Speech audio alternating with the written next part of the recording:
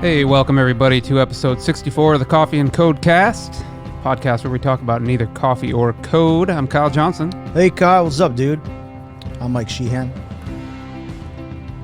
We're laying low today, man. The coronavirus is out. Watch out for that virus. It's all over Seattle. I heard you coughing earlier, man. I'm a little worried right now. Uh-oh. I heard somebody sneeze on the bus today, and I gave him the evil eye.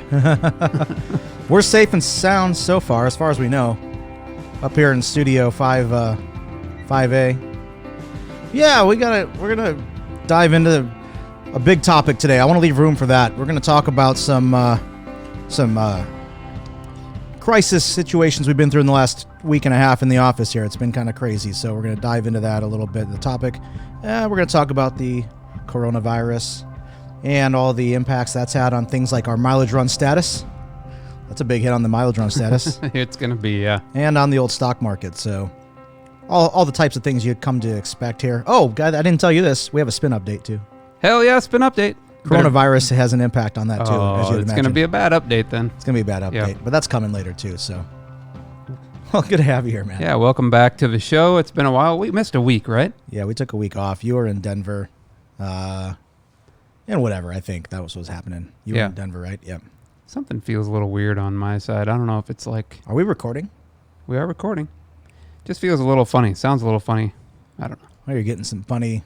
I mean, it sounds fine. I just feel like I sound a little funny. But if we're clipping... We're not clipping. Let us know. Okay. At least not according to the board. Good. So we're good. Well, welcome back, man. It's been... We missed a week. I was traveling in Denver. I've been in Denver twice in 2 weeks. Just got back last night again. Bam, bam. Dude, and double. We mentioned the coronavirus earlier, and we'll talk about this more on the show here in a bit. But I won't be going back to Denver for the foreseeable future. So we have a travel ban in place. We're here for the duration. You're gonna have to deal with us now, unless we get the virus. Then maybe we won't be here. Our parent company issued a travel ban. Yeah. So if you're leaving the office. You're not doing it on the company's dime. Yeah, that's true. So, yeah. And I think they said something about international travel, too. You have to report that. I think you have to log that, and then don't you have to be quarantined? Or I don't remember. Depending on where you're going, if it's one of those, high-profile places, which Seattle is not. I was curious to see if we were a high-profile place. We are in the States, but we're not on the CDC list of whatever they rank them. Yeah. So... yeah, you have to be quarantined in your home for 14 days or something like that if you're coming back from one of those places. Yep. Cray. Very good, man. Well, let's move right on into the show news. Yeah, dude. What do we got here? Dude, Gomer. I just wanted to bring it up because we've been in communication last few weeks. Really? What's he been messaging you about? Dude, it's cool. I was asking him how his work's going, and he said he's going to start traveling for work more because, he's working at the UPS World Hub. That's right. And big, like giant planes. He's been sending me a lot of pictures of some pretty massive planes. It's kind of funny, too, because he'll take pictures and it's just against a horizon and there's nothing else in the shot but this plane. And I'm like, I have no idea the concept of scale. He's like, oh, it's huge. I'm like, well, massive, can't really tell. Yeah. Put a banana up there for scale, Gomer, next time. Yeah, dude, a banana would be good. Yeah, these planes look impressive. They're huge. Yeah, he's got some shots from being on the... the tarmac. Got one here on a lift. Somebody's doing something on the lift. Somebody was doing something unsafe that I'm not going to take a photo of. They drawing on the tail, what do you want to call it? Fin, I guess? I don't know. Some guy's doing some shit on a lift that looks on a pickup truck. Oh, that looks nice. It's got some cans behind it. It's got some fuel, a couple torch tanks behind it. So I don't really know what's happening there, but anyway, a acetylene torch. Yeah, it looks like a combination of fire and explosions and I don't know. Not necessarily OSHA approved, I would say, but they're doing it. No, it's cool, man. I'm happy for the Gomer. I love, like I said, UPS was one of my favorite jobs in college. I really enjoyed my time working in the plant and seeing how automation was at that time, which it's changed a lot since then, but they had some really cool technology there. Great job. So I'm happy for him. Happy to see some of these photos. Very good. That's all I had to say about that. So. All right. He did say he'd be traveling Orlando, Des Moines, Raleigh, Jacksonville, Louisville in the coming months. That's cool. Midwest, Southwest, Southeast, huh? Primarily? Yeah, primarily, yeah. Yep. Very cool. Excellent day. Well, let's follow up a couple things here. We talked last episode about Tesla stock, and at the time, they were on a crazy run. They were up to 9. You were experiencing a little FOMO because you missed out on some early stock options. Right. Yeah, I missed out on a very large growth curve for Tesla stock. Well, It's almost 1,000, wasn't it? Like 950. I think they were, well, here, I have it pulled up right here. Peak, they were, well, no, it's not sure. Oh, let me go back to a month. Here we go. Tesla. Sorry. 917 was the high. Okay. So, given the coronavirus that we talked about earlier here, that stock has taken a bit of a dive. So as of today, they're trading at 750 or just below 750. They were down as far as 667. What stock hasn't taken a dive? That's very true. My poor investments are. Don't look. I know. I looked. It was a bad idea. Ugh. And I don't even have I have some in there, but it was painful. Well, I was talking to my dad actually over the weekend, and he was saying that he was actually flying in a little Cessna with a guy that he met down in Alabama. And this guy was, I think, almost 80 years old. And because of this whole dive in the stock market, he just flat out got out. Yeah. You know, he's like, I can't wait around anymore for it to recover. So he's like, I just pulled everything out. Which I would say that that's maybe the only exceptional case where you'd want to do something that drastic. For the rest of us, we're going to live well beyond this, and it's going to come back even stronger and bigger and better. I mean, it always does, right? So even if it was a multi-year recession, I would still be investing. Everything right now is on sale, and I'd be contributing more to my investment accounts as much as I could. Yep. Max out the 401ks. If you already do that, do the Roth IRA if you can do that. If you have more, get a brokerage account set up, start dumping some money in there. I mean, really, it's a fire sale right now. Warren Buffett's doubling down. Is he? Yeah. He's not worried about coronavirus. That's the hot topic of the moment. You know, Yeah. in 3 months, nobody will be talking about it again. No, it's good, I think, to have a bigger response up front because there's a lot of unknowns and it's scary, right? But the more that's coming out about it, sure seems that maybe some of the initial thoughts were a little overblown. Not that we shouldn't be taking precautions, but I know here in Seattle, at least, it's gotten a little wild where shelves are being cleared of, non-perishable foods, Purell, Yeah. like bleach, Yeah. toilet paper. Right. Yeah, I don't know. It's kind of funny. People ask me about how is the city. I heard some friends reached out. How are things in Seattle? I heard it's kind of a ghost town, and I've heard stories that it kind of is, but I'm not really aware of it just because I don't commute. So I'm already down here, and I see people, maybe a little smaller populations out and about than normal, but nothing terrible so far. Yep. Have you experienced this? Let's we're gonna hit right on the head here. We're at 9 minutes. Yeah. This is like the best timing we've probably had in the past 10 episodes. Yeah. So we're gonna move on to the news. Oh yeah. Hey, coronavirus fears. That's a topic for the news, isn't it? God damn it, Kyle. I don't read these notes before the show starts. I'm aware. Yeah, you're aware. Yeah, We've arrived at the coronavirus fears. All right. Hey, To your point, I just went across the street over to Casco, which is one of our favorite hangouts for margaritas. Casco, Antigua. Yeah. We've done the show drunk as a result of Casco a number of times. Love that. Yeah. Love a good marg. Walking over there, I mean, it was very clear. It seemed like a ghost town. I mean, you have kind of the regulars that are hanging out on the street. Yeah. Pretty much all the time. But beyond that, I mean, there was not a lot of people out there. Not a lot of cars, not a lot of activity in general. And then inside of Casco, normally you come back there on a 5:30 on a... The back bar is crazy busy. Yes. And there were still tables available. Three or four tables. The bar was completely empty. So, I mean, there's definitely less people. I've talked to commuters that are still coming to the office. They said the bus that's usually really full has been pretty empty.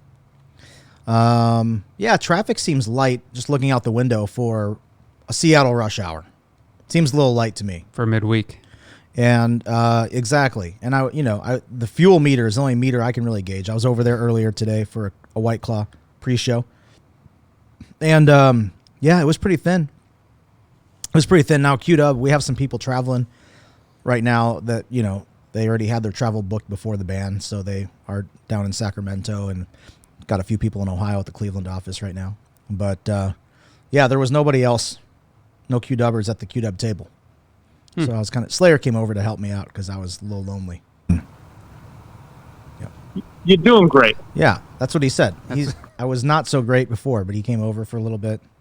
But yeah, there was probably 3 people at the bar. It was pretty quiet. Yeah. Well, there's been quite a bit of news here in Seattle because we're being hit at least particularly hard. Well, the city of Kirkland more than Seattle, really, which is kind of a suburb of Seattle, really. Yeah. If you're familiar with Costco, Kirkland brand. Costco. That's where Kirkland brand is named after. Kirkland, the city Washington. of Kirkland. Yep. So yeah, in Kirkland, there's been a number of deaths from the coronavirus, primarily in kind of a nursing home type situation. Maybe it's not a nursing home. I don't know. Old folks home, whatever you want to call it. Mm-hmm. So many people that are already, high risk, compromised, immunosuppressed, yada, yada, yada. So, but definitely a lot of cases here, a lot of deaths out of those cases. So a pretty high percentage of deaths, which is a little bit different from, I think, a lot of the other areas that have been affected. But in recent days here, there's been a whole bunch of new news items where, like Amazon, there was somebody that was confirmed case at Amazon who had been in one of the Amazon HQ offices. So they shut down the office and sent everybody home. No bueno, dude. Google and Amazon both have limited travel. Microsoft as well. I actually just got right before this meeting, our good friend Erin. The Terrifican, I just saw that. The Terrifican. Oh yeah, she messaged. Yeah, so she, Microsoft is requesting that their people work from home. We're not. Well, we're Really? giving the option. Yeah, we kind of were saying if you want to, you can. If you're uncomfortable with the situation, work from home. You know, if you feel sick, obviously work from home. Yeah. So they're not closing the office per se. They're just saying, like, if you feel that you need to work from home, feel free to do so. If That's not, right. You're welcome to come into the office and work here too. That's right. Yeah. Yeah, it's the messaging around this has really proliferated in the last 3 or 4 days. Like, it's so funny, man. This is the funniest thing that I've seen come out of the coronavirus scare so far. So my fucking building, the Nolo, has we have a lot of pets. It's a pet-friendly building. It's a pet-friendly city. And we always have had problems with people picking up their dog's shit in the pet relief areas. Yeah. And so, like, as long as I've been there for 6 years, practically, like, they've always threatened, like, oh, we're going to doggy DNA test your dogs and, And so, dude, so check this out. So they actually, like, they're starting to make people test their dogs.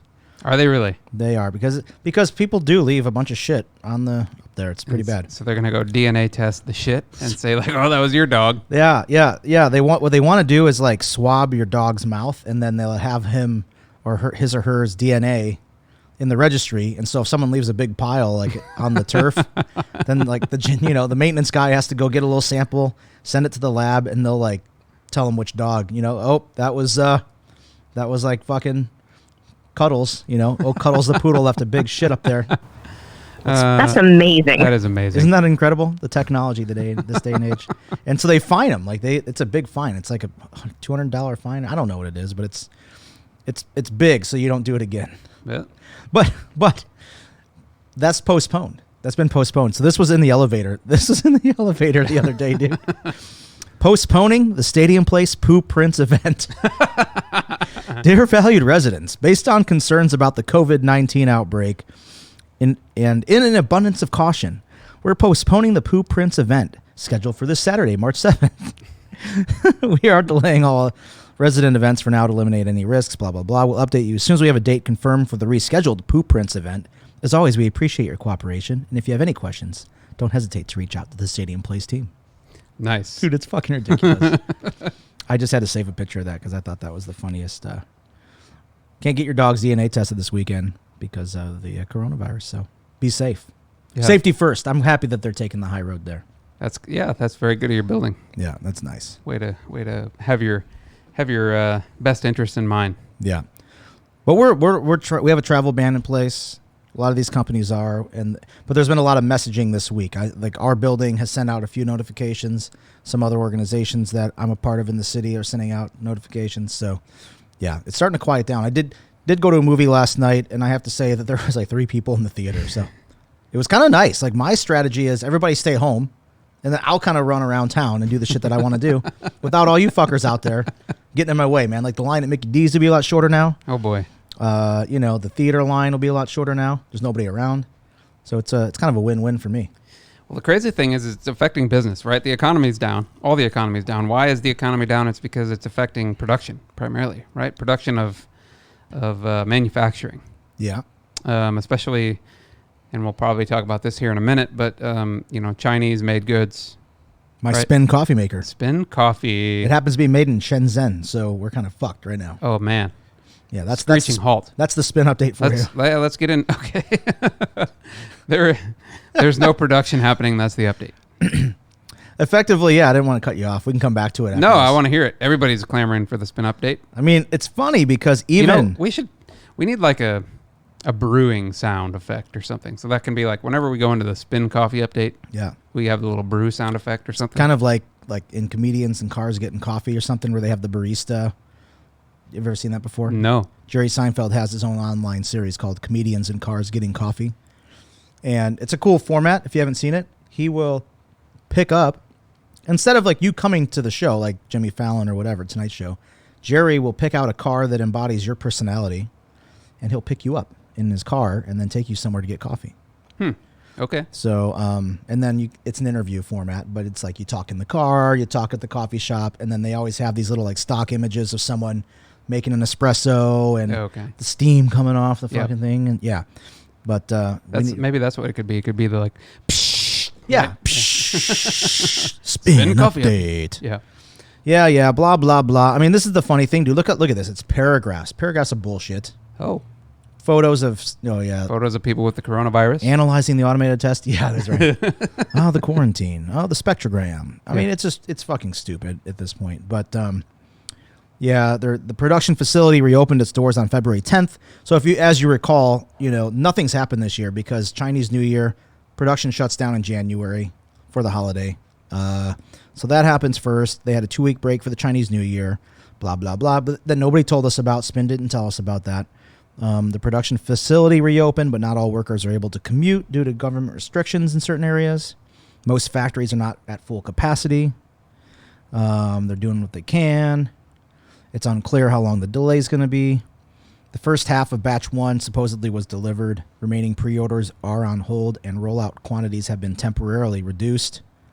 We are confident that our production schedule will be back on track shortly, whatever the fuck that means, at which point we will resume sharing all pending delivery dates. We appreciate your understanding. And then they just go on and on and on. They talk about like the coffee nose and what he's been doing, and it was kind of I stopped paying Update on the attention to that. nose. Now they're not even updating you on the product. They're just like, hey, these guys that we talked about before, let us give you an update on them. Yeah, like they're talking about like temperature tests. Having the right temperature is not only important for the taste, but it's vital for the lifetime of your machine. They hired some really good spin artists to craft these updates every month. Boom, boom. Yeah, Wouter Brunya. He's the coffee nose. Yeah. So they have some photos of him.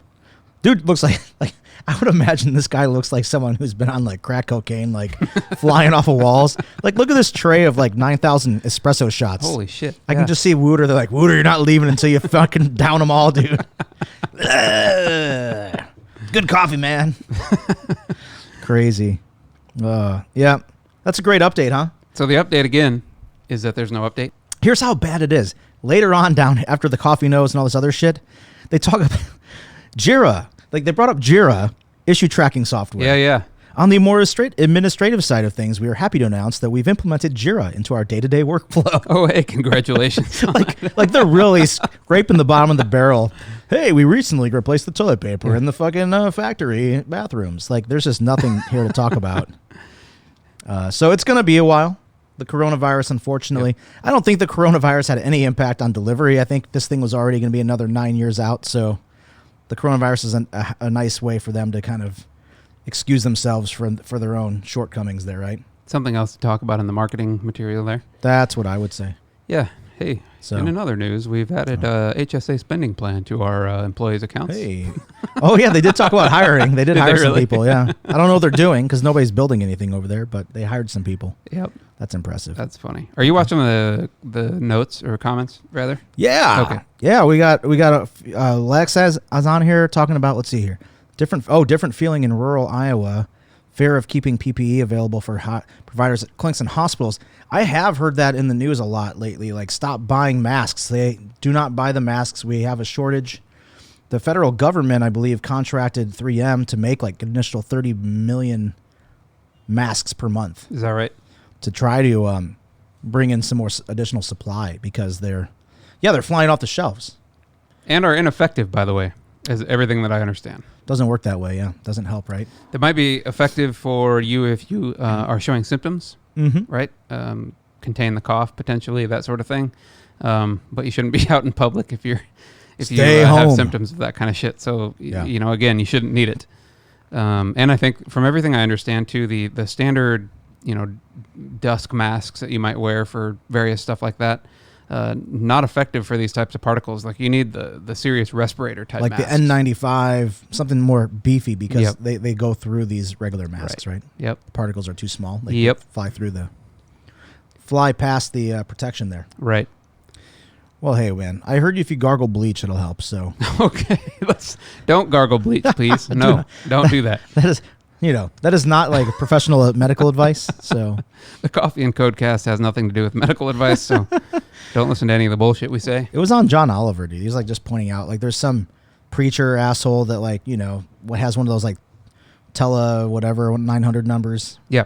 that he was like selling some moonshine. He's like, oh yeah, everybody needs more silver in their system. So here's a bottle of silver flusher or whatever the hell it was, like some bottle that cost like $100 that you could drink that would neutralize the virus in like 12 hours.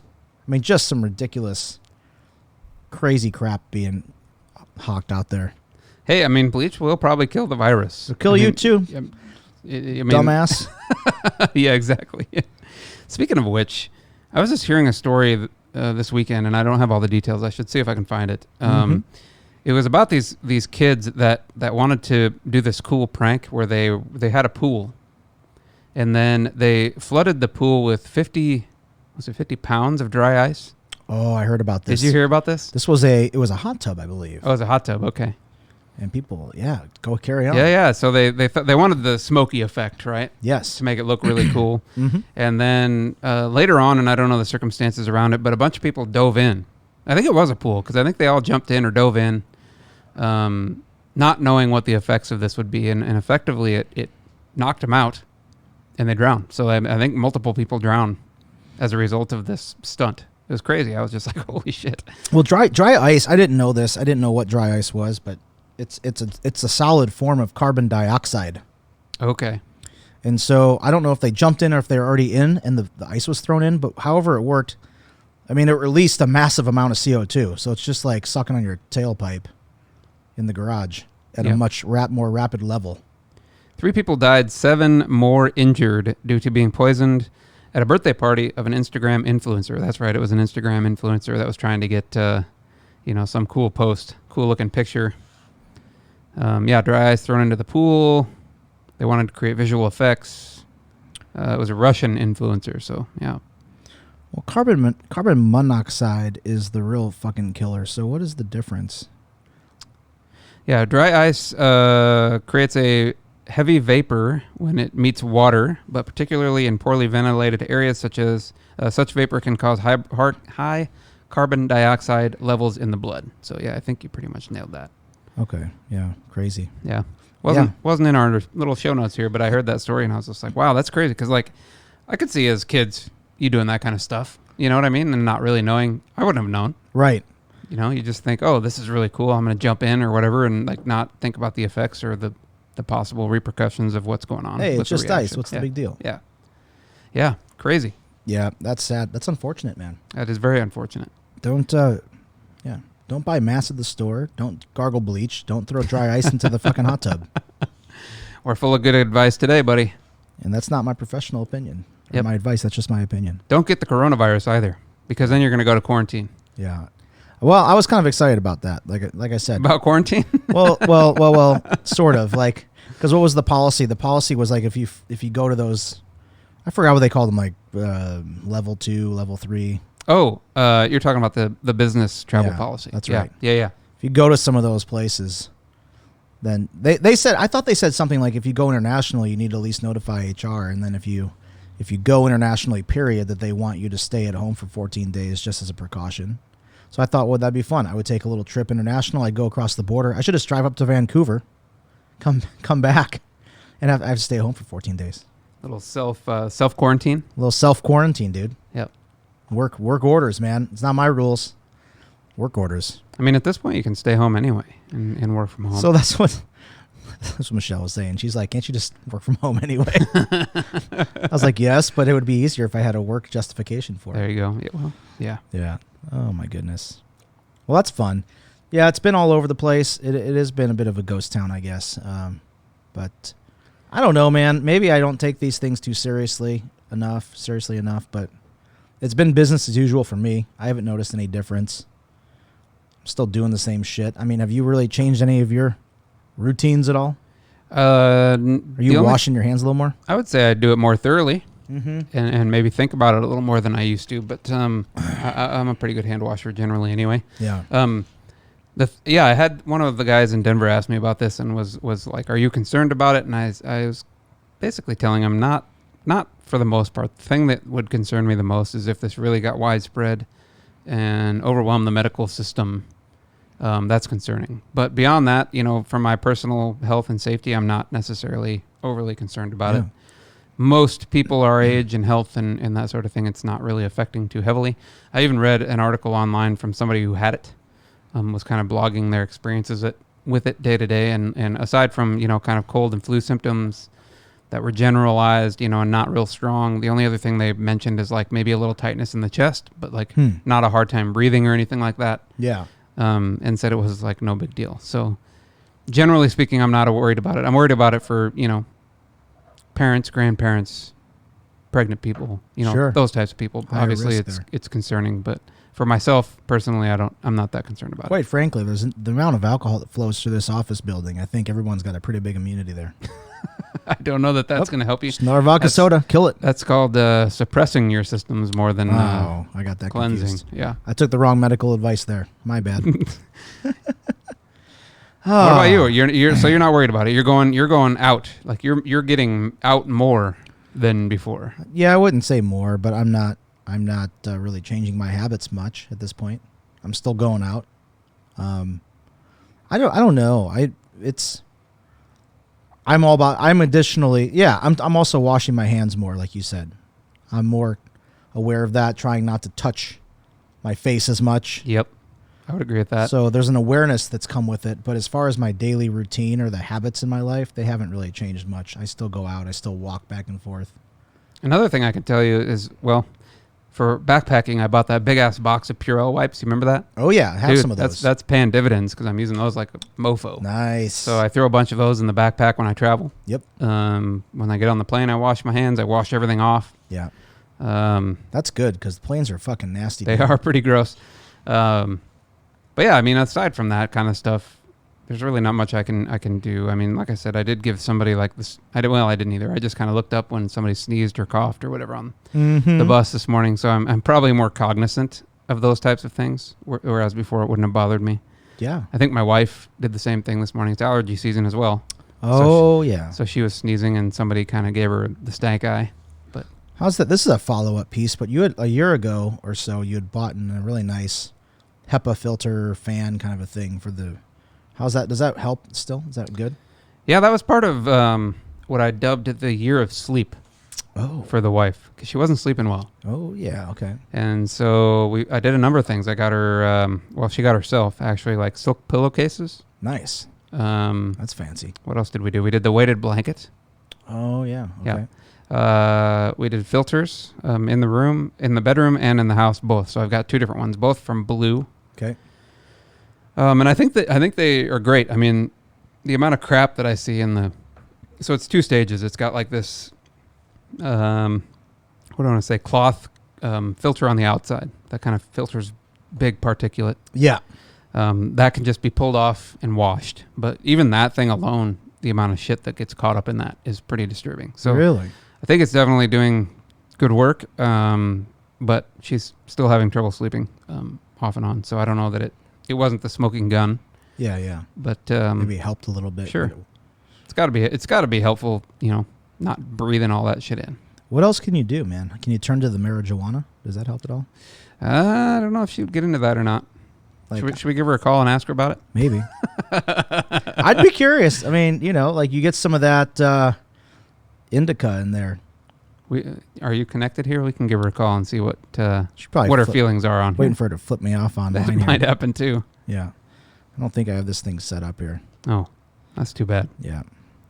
That might be or CBDs, right? Or are those, do So those not help with CBDs, sleep? I don't know. I don't know how that works. I'd have to do some research on that. CBDs provide a lot of benefit, and you don't get high from it. It's just, right? That's different. It's not. There's no. Can't think of it right now. There's no THC. It's just straight CBD, so it's good. Like that's more of a effective medication for, I think, pain relief. Well, I don't remember how it all works. I don't really smoke that much myself. But the CBDs are pretty powerful. I do love, like, the first inclination that you have is not to go to anything natural. No natural items. Yeah. Yeah. Weed. That is natural. Maybe have a little drink. What are you talking about? That's very natural. For you. Man, it grows from Mother Earth, man. All right. Fair enough. Still haven't seen the bird come up here, so she must not be listening. I've been pretty nice to her lately, so I don't deserve the bird. I didn't do anything wrong. Okay. I didn't do anything wrong. She would here. probably disagree with that statement. What? Why is that? What the hell have I done? Who knows? Good Lord. I've had enough of this. Should we move on from the coronavirus and medical advice? Yeah, probably. It's not my top thing. All right. Oh yeah, let's get into the topic for today. Oh, I thought you were looking at the board like you wanted to dial or something. No, I'm good. All right. I was just making sure I didn't get any other comments on here. Very good. So yeah, I think for the remainder of the show, the big topic we wanted to talk about here is both of us in the last week and a half. Week and a half. It's been a bitch. It's been a hell of a week and a half. I'm tired. Hey, there it is. Finger came up. Hey. Now I'm feeling the love. It took a minute. But she followed through. I love it. Very good. Very nice. Yep. We're just trying to give advice here on the Coffee and Codecast. I take it that means that she would try it out. Yeah. Why not? I'd send some Pioneer Squares over your place. Pioneer Fantastic. Squares? What is that? Yeah, they're little gummies. Like little I thought you couldn't do that anymore. Why?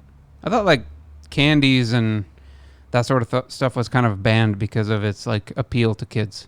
It's not banned. It's just the way it's packaged is very regulated. So, and you have to, yeah. They can't just get into it. Like you're not going to buy a bag of just gummies in a bag, like gummy bears or something like that. It's going to be individually sealed, and like Kung Fu Grip, like you need to get some scissors to get into them. You can't just like rip open these things. So they're pretty kid proof. And then they come they're all individually wrapped, and they come in a bigger bag, and there's all kinds of warnings and.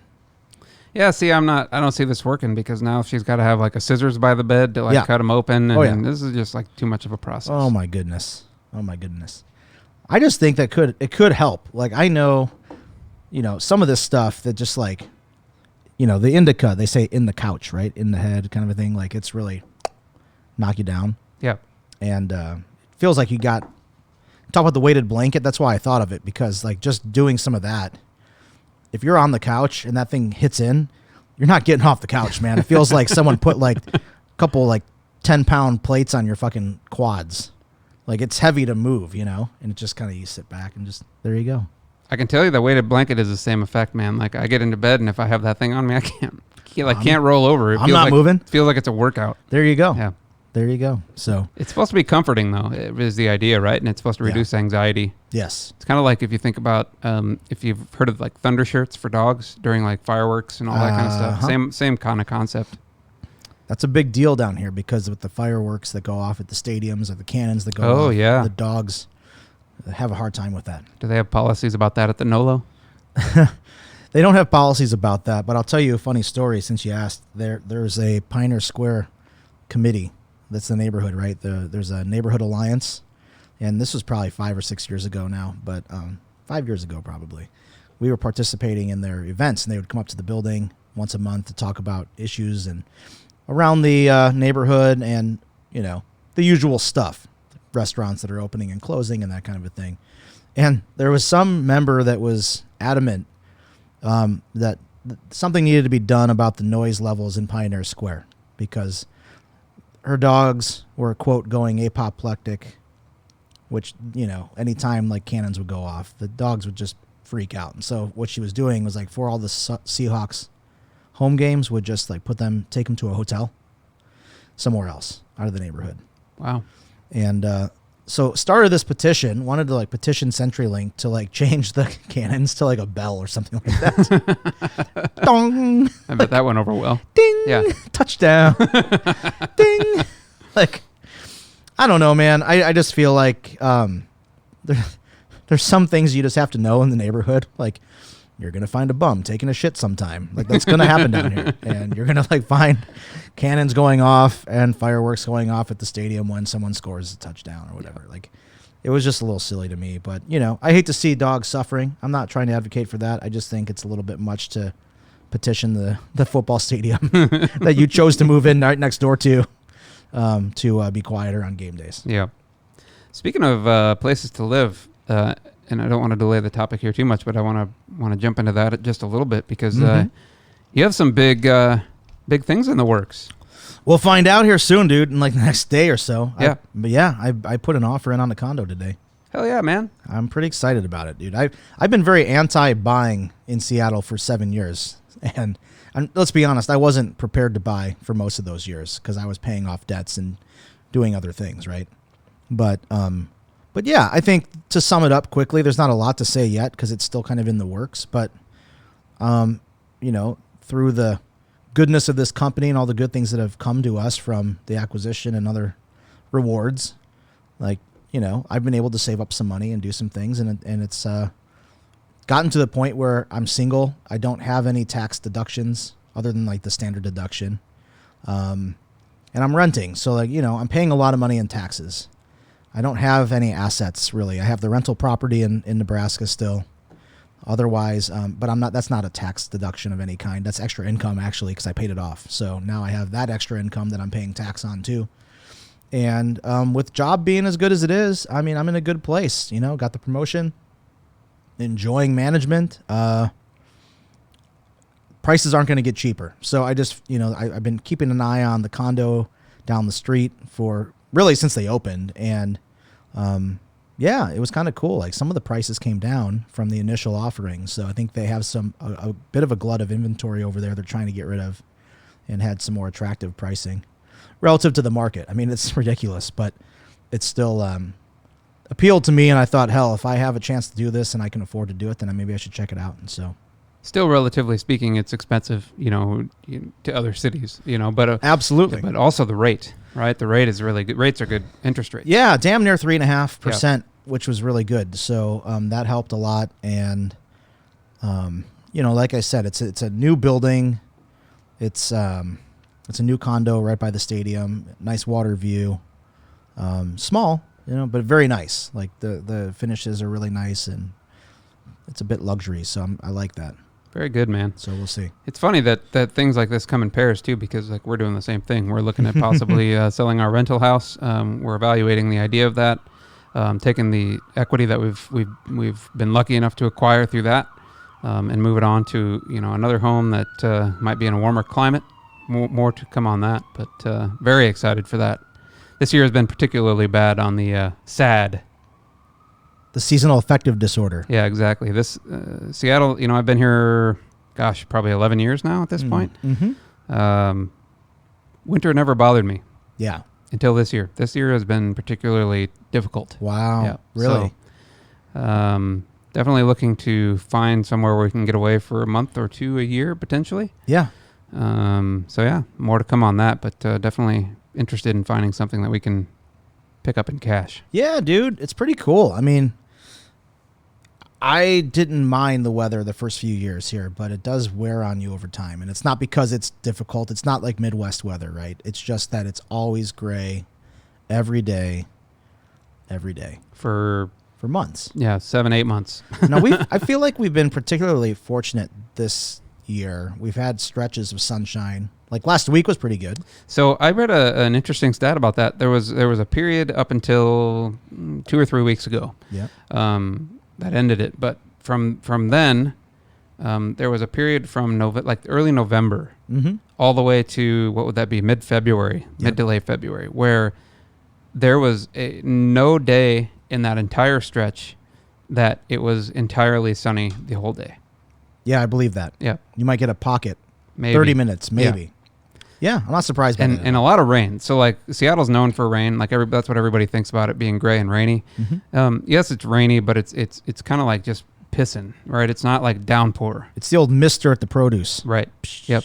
Exactly. So this year though has been heavy on rain, and like just you'd see it out here and it'd be just sheeting. Yeah. It's very abnormal. So just a weird year, and it's really bothered me. So yeah, we're definitely and we took this trip to Palm Desert recently, which really kind of solidified it in our minds. I think that we wanted to be able to get away to something a little bit warmer in the winter. So Hey, man. yep, We only get to do this thing once. that's So right. might as well enjoy the hell out of it. I am on board with you on that.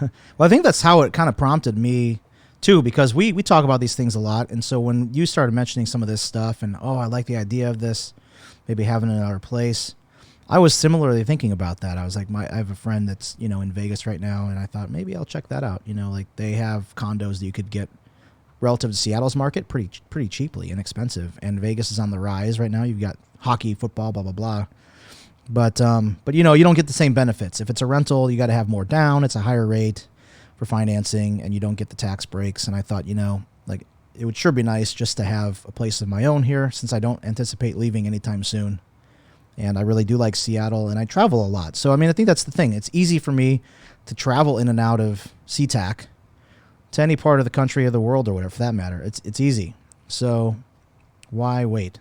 You know? Let's do it. Let's do it. Agreed. Let's move on to the topic. We briefly brought it up there for a minute. We got about 18 minutes to talk about it. So we've had a number of different, we'll call them crises, because shit blew up, dude. yeah, shit blew up. That's a good way to describe it. So I had one of these Wednesday of last week. Yeah. You had one starting Saturday night, going into Sunday and Monday morning. I felt like an old RA or something, like pulling an all-nighter with the kids. Right. I was up till 6:30, 7:30 in the morning on Monday morning. Yep. So these have been pretty serious in nature. So luckily yours, I don't think, resulted in I don't know if I ever saw the revenue outage, but mine was a pretty significant revenue event. Yeah. So I kind of wanted to get into like how to deal with crisis in these types of scenarios, because not only is there tons of pressure on you as a manager, coming into you asking for status, trying to get it pushed forward faster, people asking if they can help. You got to manage a lot of different things in addition to the resources that you're trying to have actually work on the problem. Yes. Right. Exactly. So I wanted to talk a little bit about that and kind of get your feeling now that we're away from it a minute, sort of, because I just had another one today. You did somewhat, not as significant, but it was still a stressful event. Yeah. After the boss was like, no more fuck ups, guys. Yeah. Let's not mess up anything. Whoops. Yeah. Well, let's.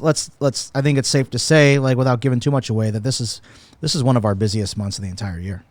So it's even more critical because, like, the money that we make this month, we stockpile in future months. Yeah. So any kind of outage is going to be felt harder this month than it typically would.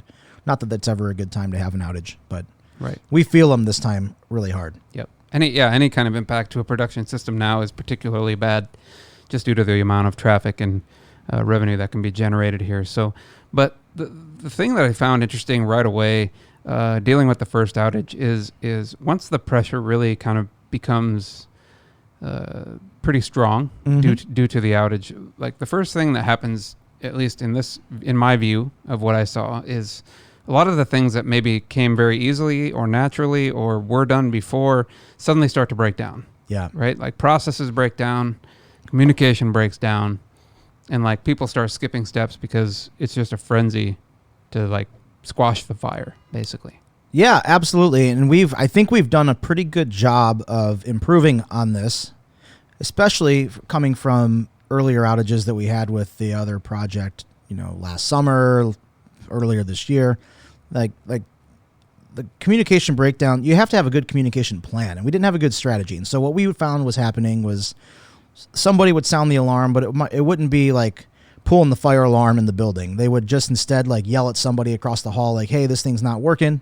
And so like, Joe developer would get into it and try to figure it out. And of course, if it was anything that they did with code, then before they want to tell everybody, they want to try to fix it themselves.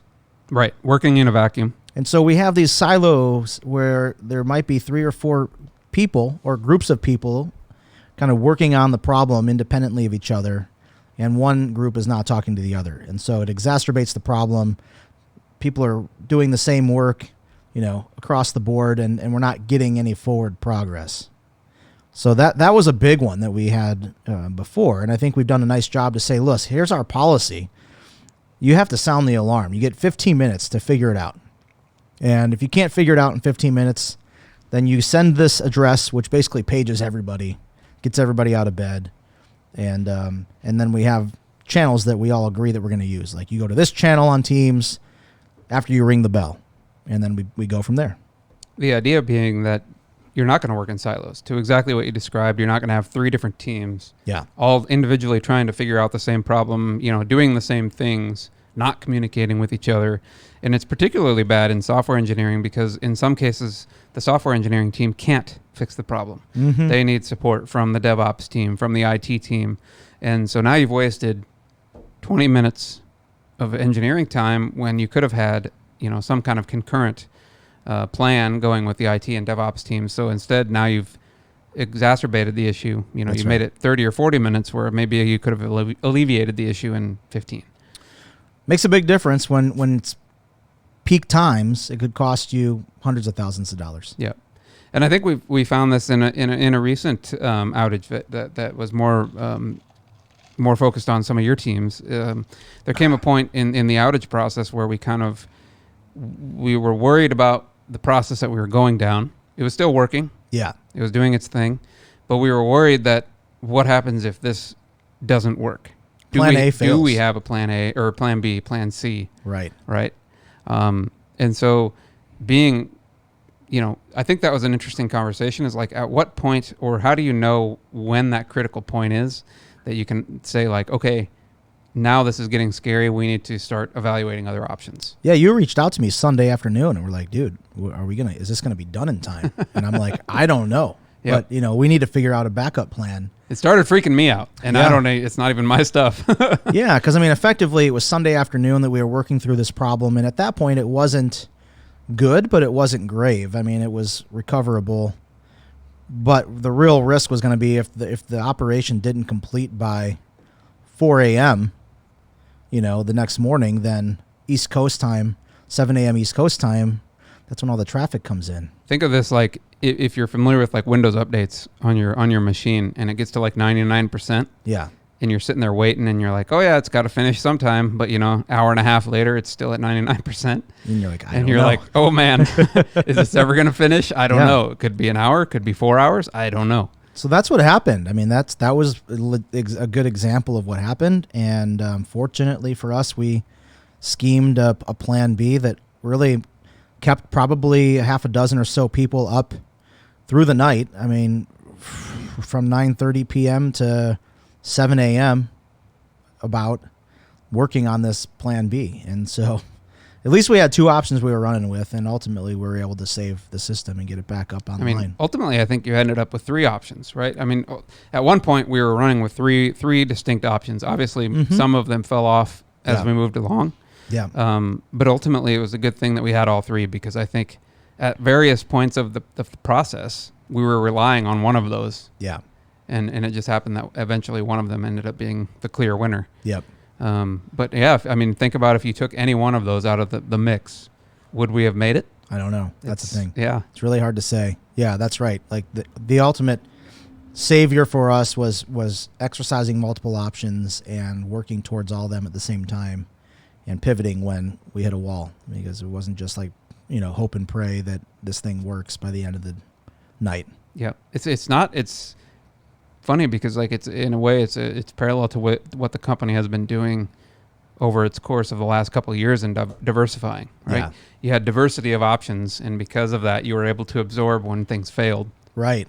And make it forward, which is kind of what the company has been doing as a whole. So kind of an interesting little like microcosm. But you were up what? Well, all of Sunday into Monday. Yeah, I got up Sunday morning probably around 7:30, and I went to bed about 24 hours later. Yeah, almost exactly, yeah. Yeah. So I haven't done that in a while. not in that kind of a sobering way anyway. we're trying to work through problems. Yeah. That was a wild one, but like we talked about, it was there were a lot of positives that came out of it, and as much as I don't want that to be the norm around here, I feel like the rapport that I was able to build with my team throughout this thing was unlike any other that I have as a manager in the last 6 months, right? Like, you get through something together like that, and it just makes you stronger. It brings you together. And so the hallway conversations that I've had with my team in the days since have been very different. It's almost like we got through something big together. And so it's really changed the relationship, and I'm grateful for that. That's been a positive that's come out of this. It's definitely a bonding experience. Like, yeah. It's a way for a team to really, like you said, build rapport, really want to work for each other versus kind of work independently. You were all working toward a very specific, very, very critical goal, you know? So I think you're dead on the money. Like, it's definitely a bonding experience. It's a way for your team to grow and to build relationships amongst each other. Yeah. In addition to with you. And I think the other thing that was important about that is you were in, we just discussed that you were up for 24 hours during the outage. You were leading, you were in it with them. You were in the thick of it with them, making the decisions, working as much as you could possibly work with them. I mean, obviously they were doing the nitty gritty, but you were helping in any way you could possibly help with communication, with, clearing the deck, making the executive decisions that needed to be made, and so forth. And I think that's a huge way for you to earn the respect of the people that you're working with. Both directions. Some managers, and I don't know many of them, but there are some managers that don't want to get their hands dirty or think that when they've reached that level, that's beneath them, and that's just never been my management style. It's certainly not your management style. That there's nothing that I wouldn't ask someone to do that I haven't done myself or would do, Yep. And so, yeah, I liked what you said about it. I thought you had a nice reflection on it. You said it was fun. Let's clarify that though. Yeah. If any management's listening, sorry, Yeah. he didn't mean that in a disastrous way. Yeah. I mean, there was a point, and I was telling you, and I told Christina this too. At some point in that outage, there was a point where I was kind of like reflecting to myself. I was like, this is actually a lot of fun. Like, it's scary as hell. Yeah. In the moment, because if you do not succeed, the business is going to be very unhappy. Like, it would have been really ugly if that wouldn't have gone well. Terrible. But in the moment, I mean, this is what engineers do. This is problem solving. Yeah. Like, you're trying to find your way out of a massive hole, and finding creative ways to fix problems. Yeah. And that's a lot of fun. And especially in a a pressure cooker situation, it just makes you, that much more on edge, that much more on alert. Yes. There was an air of it being fun, stressful, hard, difficult, all those things, but fun. And we were fortunate that we came out looking pretty okay. Yeah. Could have been much worse. Absolutely, yeah. Yeah, I agree with what you're saying, and it kind of makes me think back to the earlier days of this company when we were a smaller startup, and we kind of cowboyed things sometimes, and you didn't have this lengthy process to get things done, or there's some bureaucracy now. There's compliance, there's regulatory, there's all these considerations we have to make, and we're such a large size that we just can't do things willy-nilly. We have to be very careful and have a clear path to roll things back, because it can cause a lot of problems. But in that moment when we're dealing with this crisis, it forces everybody to think outside the box and kind of break convention a little bit, break the rules, and just figure out what's the fastest path to success to getting back there. And so kind of brings me back to the old startup roots. It's really fun that way. Interesting too, in that respect, that the beginning of this conversation, we talked about like processes breaking down, communication breaking down, but then also that's a bonus in some ways too, because in trying to get these things done quickly and avoid major problems, you cut corners, and you're able to kind of go through, process hurdles that maybe normally you wouldn't go through. So it there's some advantage to it as well but in other ways, like communication, if you start dropping that causes problems as well. So it's interesting, but it kind of goes both ways. Well, in that moment, you operate in a way that's not sustainable for the business on the day to day. You get everybody in a room. We have a conference call. We have a bridge, and everybody's on the call. And there might be 13, 15, 20 people on this thing, and experts in every area, database guys, coding guys, like management, people with like subject matter experts. I mean, in this case, we had the COO on the call Yeah. for much of it. And he has all the history. He wrote the original code that this company made money off of. So he was there into the wee hours. And so it mimics the structure of the company in its infancy, because in the beginning you had business people and tech people in the same room because there was only 20 people or whatever. Yep. And so that's how it worked, is that everybody was looped in on what was happening. And as we've grown in size and we have offices in multiple cities, you just can't possibly be tied in the loop to everything that's happening. So when this kind of event occurs, you get back to the roots. You get everybody in the room. Everybody's on a phone call. Everybody hears what's going on, and you chime in if you have something to say. It's not like everybody's talking over each other, but you get to solutions quickly because there's a singular focus. Get it back up, and everybody that knows something about that system is in the room talking about it. And we were able to achieve something pretty radical. Like if it was a project for us to do what we did over the weekend, and that was something we were planning for, it would have taken us probably like weeks and months to really like put that together. Just because you got to plan and call the meeting and then have another, like we were able to do that in hours. Yeah. Matter of probably less than 10 hours. Yeah. Yeah. In less than 10 hours, rebuild this massive system from backup, create new machines, and pretty impressive, man. Really incredible work. That was, I would agree. And Herculean effort. It was really cool to watch. It was really cool to see everybody throw in. That was the other thing I thought that was really impressive. To your point, there was 20 people on that call. Yeah. Everybody here was willing to throw in and help out. We were calling people at crazy hours of the morning asking for assistance, and people were answering the phone. Yeah. Like, it was pretty awesome. It's just crazy. You don't see that all the time, and I was really proud of everybody across the board. Yeah. Yeah. So the other thing I think that was I wanted to talk about here is like exhaustion, because like you mentioned, you worked basically 24 hours straight. Yeah. And you guys were, when I got back on the call, so I was on the call for a good portion of it. I was flying to Denver. Even on the flight, I was listening in to what was going on. And I think I only really missed, a 4 or 5 hour window. That was funny because What? you're on the plane talking to me. Yeah, I was. You're not supposed to technically take calls on the plane. I wasn't talking, but I was listening. You're listening in, yeah, right. And I would just like chime in with messages via text. Yeah. And then I got to Denver and I crashed out because I didn't feel like at that point I had a whole lot I could contribute. Yeah. And I told you, wake me up if you need anything or need any validation. And sure enough, at 4 a.m. Mountain Time or whatever it was. Yeah. The call comes in. So I mean, I was. Aside from maybe 3 hours, 4 hours, I was involved in most of it too. And yeah, you were. Even with that 3 or 4 hours, I was wiped. So I can't imagine what you guys were feeling in the midst of it. And when I got back on the phone call, you guys were a little loopy. Yeah. At that point, everybody was running low on everything, man. Yeah. It was just hard to focus and have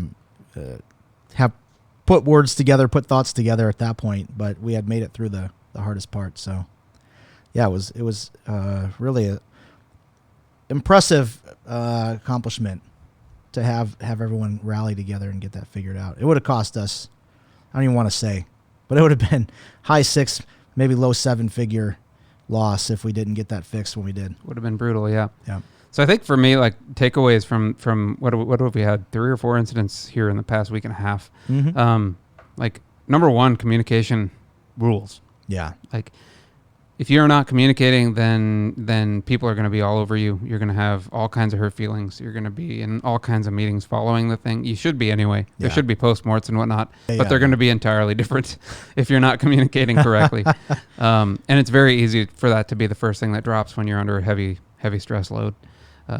So fortunately for us, I think what we've established now over a few of these is just like there are certain things that we've just hammered in that are in stone. Like you absolutely must do these things at this time, and then we'll go from there. But like in the beginning, we didn't really establish that, and now we do. And I think, man, the response is great. Like even engaging our partners. I mean, that was another cool thing we didn't really talk about. But Microsoft jumped on Sunday night, like around 10 o'clock or 8:30. I don't remember what time it was, but we We have that assurance with them, so like we can get somebody on the phone in like 5 minutes. Yep. And work it out. It was pretty cool. Yep.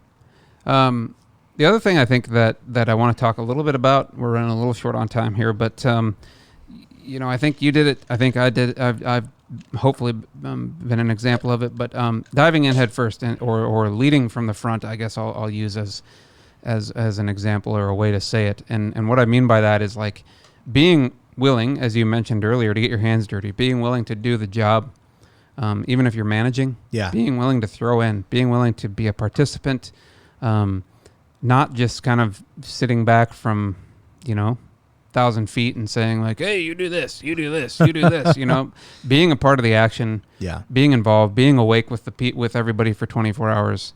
I think to your point, I think exactly what you described is like, there's nothing that's going to build you as a team more than if you're in the firefight with them.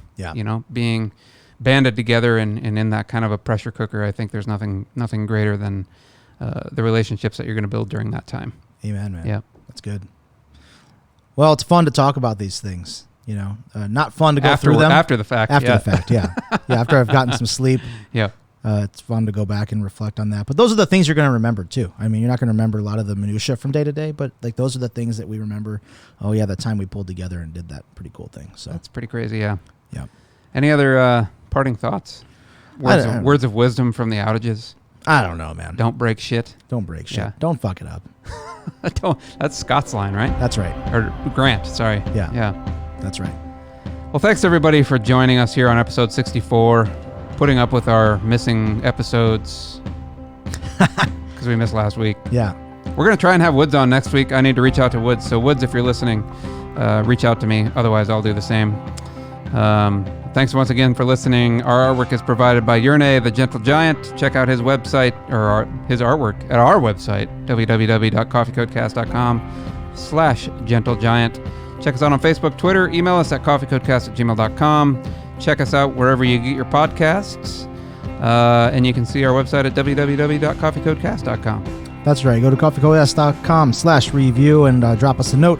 Give us some feedback. Let us know how we can make it a little better. What you like, what you don't like. Thanks for tuning in. And as always, have a great week. We'll see you here next Wednesday. Thanks, everybody.